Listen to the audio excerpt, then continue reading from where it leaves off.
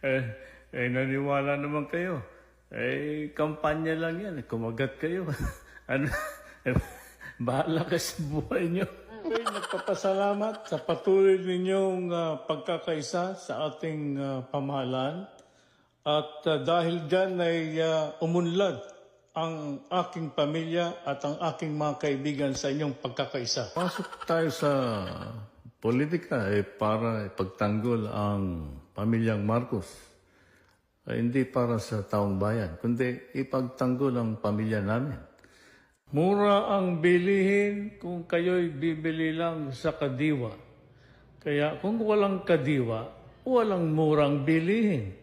Ay pupunta kayo sa mamahalin na bilihin. Sa mga nakalipas na buwan, nakita natin ang pagbaba ng presyo ng bilihin sa iba't ibang mga sektor. Napatunayan natin na kayang maipababa ang presyo ng bigas, karne, isda, gulay at asukal. Malaking tulong ang kadiwas.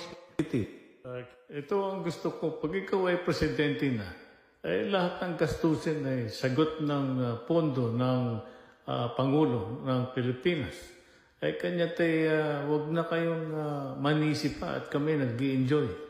Marami pong salamat sa 31 million movement at napagtakpan ninyo ang aking kapalpakan sa Singapore at sa pasyal-pasyal party-party dito.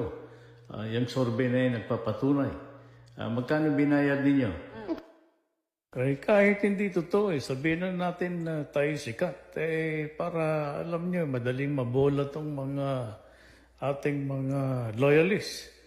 Ang 31 million na SD card, naniniwala. Ito ang gusto ko Pag ikaw presidente, hawak mo ang lahat ng budget. Kaya natin bayaran lahat ng survey.